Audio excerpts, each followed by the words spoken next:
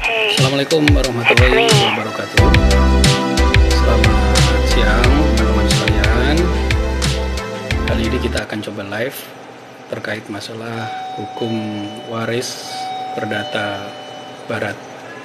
Nah, saat ini kita akan berbicara sedikit bagaimana pembagian waris kepada ahli waris. Nah, teman-teman yang ingin sambil belajar di hari libur ini pada cuti bersama, kita akan mencoba menjabarkan bagaimana pembagian waris secara perdata. Nah, ini akan kita buat dalam rangka memberitahukan pengetahuan hukum kepada seluruh masyarakat yang ada di Indonesia. Di dalam hukum waris secara perdata ini di Indonesia ini berlaku secara pluralisme, yang artinya adalah bahwa hukum waris yang ada di Indonesia itu beraneka ragam. Nah, nantinya selamat siang Mas Ran, Mas Fandi Faud ya, selamat bergabung di TikTok live saya. Nah, saat ini hukum waris yang ada itu bisa berasal dari waris perdata barat, kemudian juga ada waris Islam, kemudian juga ada waris adat. Nah, yang kita fokuskan saat ini adalah hukum waris menurut perdata barat. Bagaimana perdata barat ini membagi warisnya ini di dalam permasalahan hukum waris. Nah, sebelum kita masuk ke pembagian harta waris secara harta barat, kita akan belajar bagaimana mengetahui pluralisme atau beraneka-ragaman hukum waris yang ada di Indonesia. Nah, saat ini ketika kita membahas waris ini adalah permasalahan yang sangat menarik, teman-teman sekalian. Nah, dalam rangka kita mengkaji ilmu hukum yang karenanya untuk membagi warisan itu tidaklah semudah yang dibayangkan. Nah, beberapa kali terjadi ketika saya menjadi saksi ahli di persidangan, itu ada sengketa waris yang akhirnya terjadi sengketa rebutan waris antara waris satu dengan ahli waris yang lain. Nah, dalam hal ini ketika tidak tahu di masyarakat itu menyebabkan ketidaktahuan di masyarakat itu menyebabkan terjadinya sengketa. Oleh karena itu kita akan mencoba belajar bersama bagaimana mengetahui bagaimana hukum waris yang ada di Indonesia. Nah, Bapak Ibu sekalian, di dalam hukum waris itu terjadi unifikasi hukum, yaitu penyatuan hukum waris yang mana ingin diberikan kepada seluruh warga negara Indonesia. Dalam hal ini, yang pertama akan kita bahas terkait masalah kultur budaya yang ada di Indonesia. Ini yang akan menyebabkan terjadinya pluralisme hukum waris. Yang kedua, kultur budaya yang ada di Indonesia ini yang adanya beraneka ragam yang menyebabkan masalah waris ini masing-masing dibagi berdasarkan ketentuan yang ada. Nah, ada yang disebabkan yang pertama karena kultur budaya, kemudian yang kedua adalah waris secara agama masing-masing ini ya di dalam pembagian warisan, dan yang ketiga karena pembagian warisan ini adanya kultur pembagian warisan tanpa mengikuti peraturan perundang-undangan. Nah, silakan sambil menonton mungkin Bapak Ibu sekalian bisa berkomentar menanyakan bagaimana pembagian warisnya. Silakan bagi Bapak Ibu yang baru bergabung untuk berkomentar, bertanya. Nah, bagaimana jika waris ini berbeda agama dengan si pewaris? Misalnya contohnya ada pewaris beragama Kristen, sedangkan si ahli warisnya ada yang beragama Islam. Ya, nah hukum waris apa yang dipakai? Nah, selanjutnya jika ada kasus yang semacam ini, di dalam hukum waris dikenal adanya asas personalitas. Ya, apa itu asas personalitas? Ya, asas personalitas itu adalah membagi warisan si pewaris dan si ahli waris ini yang berbeda agama mengacu kepada agama yang dianut oleh masing-masing dari pewaris. Nah, jika di dalam kasus di atas, maka bisa kita ketahui bahwa waris yang dipakai untuk yang beragama Kristen tadi itu menggunakan waris perdata. Sementara ahli waris yang beragama Islam tadi menggunakan waris Islam. Nah, bagaimana ciri-ciri hukum waris perdata Barat? Saya akan mengajak kepada Bapak Ibu untuk masuk lebih dalam lagi terkait masalah ciri-ciri hukum waris perdata Barat. Ya, yang pertama bisa kita lihat di dalam Kitab Undang-Undang Hukum Perdata atau Burgerlijk Wetboek, yang mana di dalam buku keduanya itu mengatur tentang harta kekayaan dan hutang. Nah, di buku ketiganya itu tentang wasiat.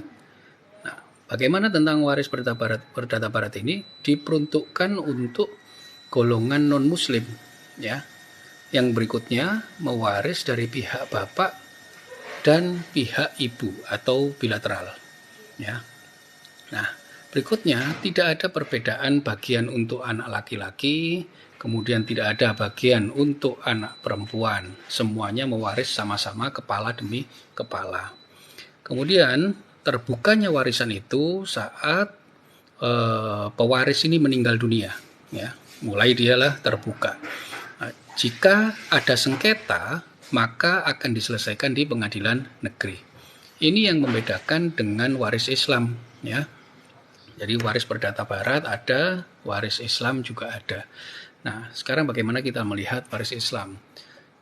Waris Islam diatur di dalam kompilasi hukum Islam atau KHI, di mana diberlakukan untuk khusus golongan Muslim, ya. Kembali lagi untuk golongan Muslim.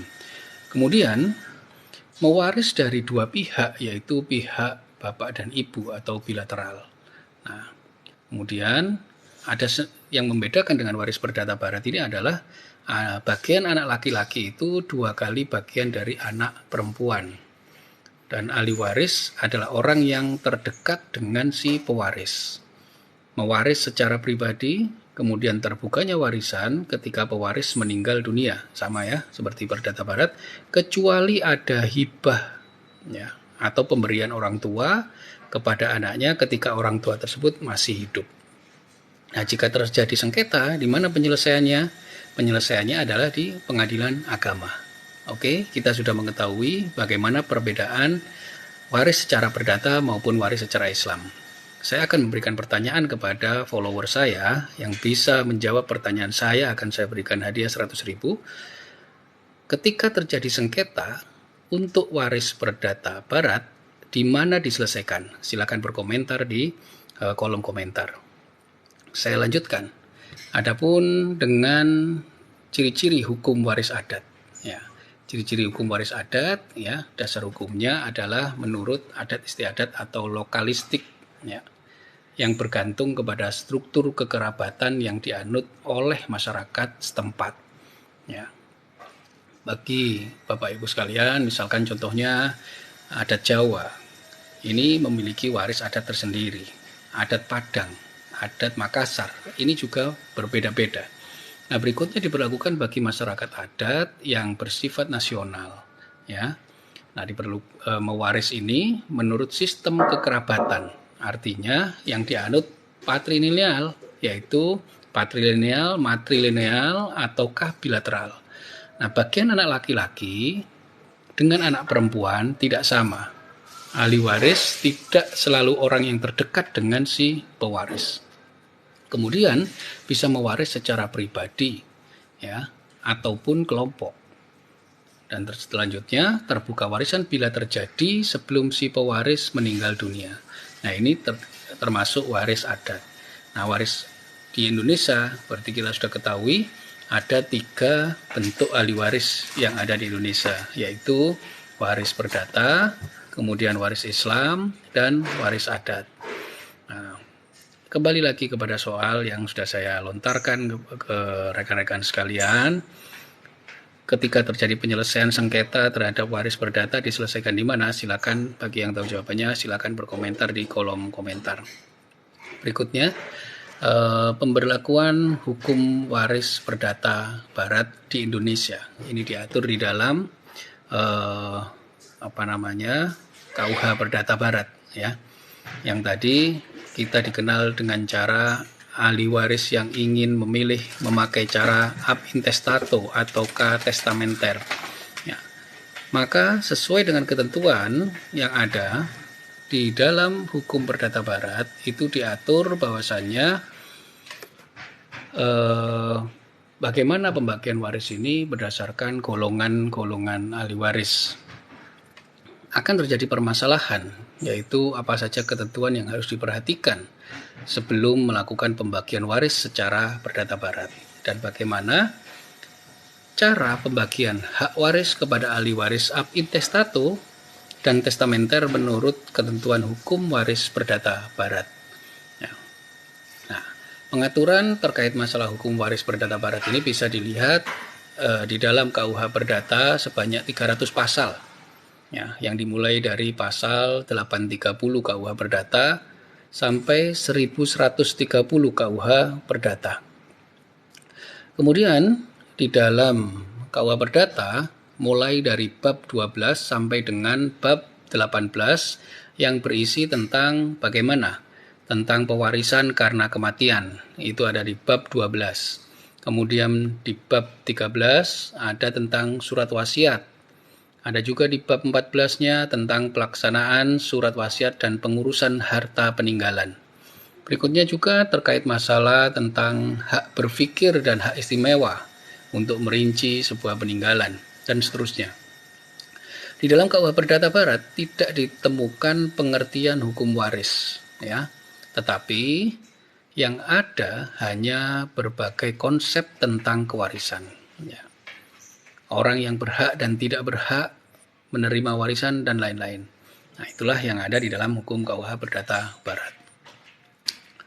Bagaimana kekayaan yang ada yang dimiliki oleh seseorang, kemudian seseorang itu meninggal dunia dan mati akibat dari pemindahan ahli waris ini, maka ada pendapat yang saya kutip dari Pitlo yang menyatakan bahwasannya di dalam pemindahan kekayaan itu tidak hanya berhubungan antara ahli waris yang satu dengan ahli waris yang lainnya.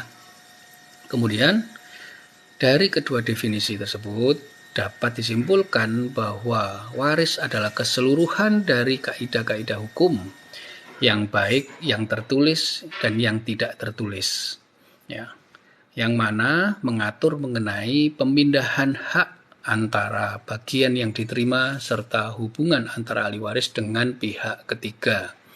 Ya, dari sini dapat ditemukan bahwa kekayaan ini kepada pewaris, ya, kemudian ahli waris dan bagian yang diterima.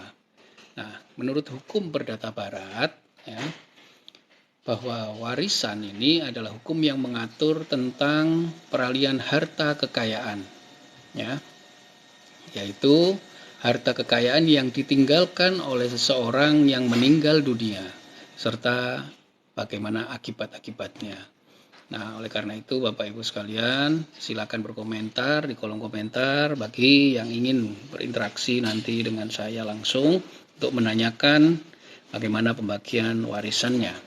Lihat ketentuan di dalam 832 KUH Perdata bahwa ketentuan yang menerima bagian warisan ini adalah keluarga yang sedara, ya, keluarga yang sedara. Nah, kalau keluarga yang tidak sedara bagaimana? Maka dia tidak berhak mewaris, ya. Menurut ketentuan undang-undang ini yang menerima adalah keluarga sedara saja. Nah, bagaimana keluarga sedara yang menjadi ahli waris ini dibagi menjadi 4 golongan, ya. Golongan yang pertama sampai yang keempat. Nah, terkait sifat hukum waris Perdata Barat ini bisa dilihat juga di dalam waris Perdata Barat, yaitu bersifat perseorangan, yang mana maksudnya di sini adalah ahli waris ini adalah per individu, ya, dan tidak dikenal dengan adanya ahli waris yang berkelompok. Seperti contohnya tadi di waris adat tadi ada yang ahli waris yang berkelompok. Nah, di dalam Perdata Barat ada juga sifatnya adalah bilateral. Artinya apa? Yaitu mewaris dari dua pihak, yaitu ahli waris yang mendapatkan warisan dari pihak bapak maupun pihak ibu. Ya. Lalu berlaku sistem penderajatan. Ada penderajatan itu di sini adalah derajat yang terdekat dengan pewaris menutup ahli waris yang lain. Artinya jika ada ahli waris yang sudah merupakan dia menjadi ahli waris, maka dia menutup pembagian untuk ahli waris yang lain. Artinya apa? Selagi ada golongan ahli waris yang pertama, maka tertutuplah golongan ahli waris yang kedua. Nah, begitu juga seterusnya. Jika ada ahli waris golongan yang ke-1 tidak ada, maka golongan yang kedua lah yang berhak menerima ahli waris dari pewaris. Dan tertutuplah hak waris golongan ketiga dan golongan keempat. Nah, Bapak Ibu sekalian, tidak patut menjadi ahli waris. Nah, di dalam hukum waris perdata barat, dalam pasal 838, itu dikenal adanya orang yang tidak patut menjadi ahli waris. Yaitu yang pertama adalah karena orang ini telah dihukum karena telah membunuh atau mencoba membunuh pewaris. Jadi ada kadang-kalanya orang ingin mendapatkan warisan, akhirnya dia melakukan perbuatan pidana, yaitu dengan cara membunuh ahli waris yang lain agar warisannya jatuh kepada dia. Nah itu maka dia terhalang mendapatkan warisan. Berikut juga adalah karena adanya keputusan hakim yang mana pernah dipersalahkan terkait masalah memfitnah dengan ancaman hukuman lebih dari 5 tahun. Nah ini juga bisa terhalang warisan tersebut. Nah orang yang dengan kekerasan atau perbuatan telah mencegah si pewaris untuk membuat atau mencabut surat wasiatnya, ini juga tidak dapat mendapatkan warisan. Nah berikut juga orang yang telah menggelapkan atau merusak atau memalsukan surat wasiat si pewaris. Ini dia juga tidak bisa mendapatkan warisan. Nah itulah orang-orang yang tidak dapat mendapatkan warisan karena perbuatan-perbuatannya itu. Maka Bapak Ibu sekalian, dengan begini kita sudah mengetahui bahwasanya warisan perdata barat itu bisa ada orang yang mempunyai hak di sini dan juga ada yang tidak mempunyai hak di sini. Nah, silakan dilanjutkan dengan cara bagaimana kita bisa mengetahui bagian ahli warisnya. Silakan berkomentar di kolom komentar. Jika menyukai postingan saya, silakan di-share ke teman-teman yang lain supaya bisa mendapatkan manfaat terkait keilmuan terkait hukum waris perdata barat. Bagaimana dengan menolak warisan? Menolak warisan ini diatur di dalam pasal 1057, 1058, 1059 dan 1060 KUH Perdata. Ya, menolak warisan ini harus dinyatakan secara tegas di muka pengadilan jika ada yang menolak warisan.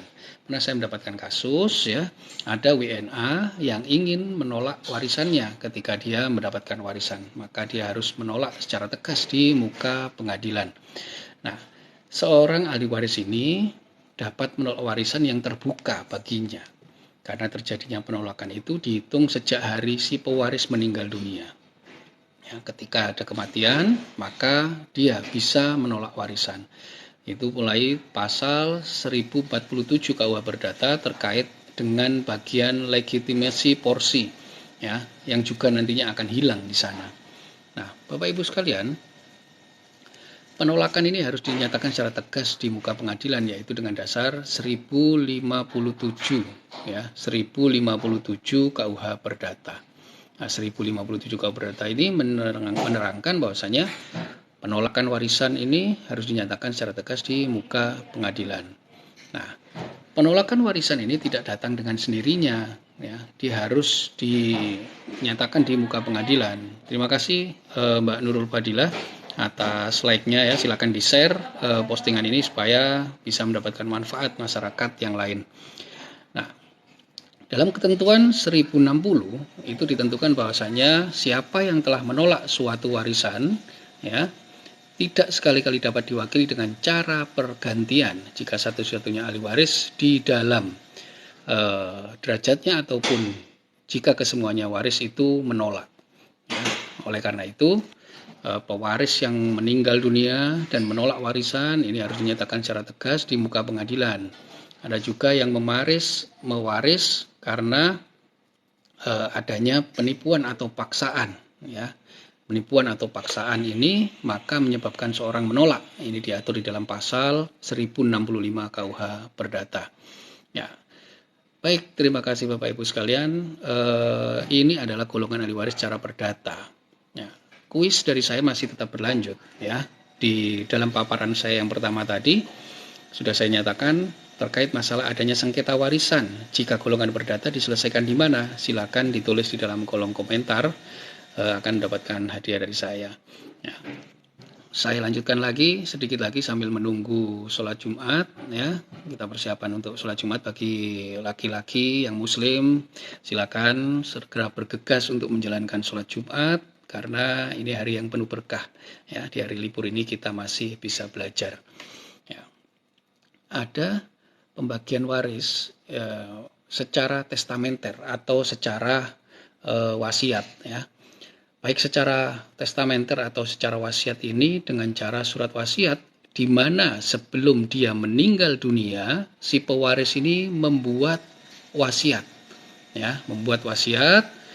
Kemudian dengan adanya meninggalnya si ahli waris, si pewaris, maka wasiat ini mulai terbuka. Mana yang dijalankan terlebih dahulu ketika ada wasiat, pembagian warisan atau wasiat terlebih dahulu, yaitu pembagian wasiat, ya. Pembukaan wasiat ini dengan cara wasiat dijalankan terlebih dahulu baru dibagi warisan. Begitu juga di dalam wasiat atau testamenter ini diatur di dalam ketentuan KUH Perdata, ya, 931 KUH Perdata sampai dengan ketentuan yang ada di dalam 857 KUH Perdata ini yang memberikan bahwa definisi dari surat wasiat itu adalah suatu akta yang berisi pernyataan tentang apa yang terjadi setelah ia meninggal dunia dan olehnya dapat ditarik kembali, ya. Jika wasiat, ingat, dapat ditarik kembali. Berbeda dengan hibah. Kalau hibah tidak dapat ditarik kembali. Maka jika dibagi menurut isinya, wasiat itu berisi tentang pengangkatan ahli waris, ya. Atau juga bisa berisi tentang hibah wasiat atau legat. Nah, dari sini kita sudah jelas perbedaan-perbedaan dari ahli waris perdata barat, ya. Di mana di sini ada yang namanya open bar testamen. Pembagian golongan ahli waris ini yang namanya open bar testamen. Nah, ada juga holographic testamen, ya. Nah, di sini open bar testamen itu adalah seorang testamen, ya, testamen yang dibuat oleh seorang notaris, ya, di mana orang yang akan memberikan warisan ini menghadap kepada notaris dan menyatakan kehendaknya kepada notaris tersebut dengan dihadiri oleh 2 orang saksi, ya. Nah, itu mungkin yang bisa saya sampaikan di 30 menit pertama ini saat live ini. Kita akan live lagi besok, ya. Kita membahas lanjutan bagaimana terkait masalah waris perdata. Terima kasih Bapak Ibu, teman-teman sekalian yang sudah bergabung di live TikTok saya. Semoga bisa bermanfaat. Jika berkenan membagikan postingan ini ke beranda TikTok sekalian, silakan. Saya ucapkan terima kasih. Selamat menjalankan ibadah sholat Jumat. Assalamualaikum warahmatullahi wabarakatuh.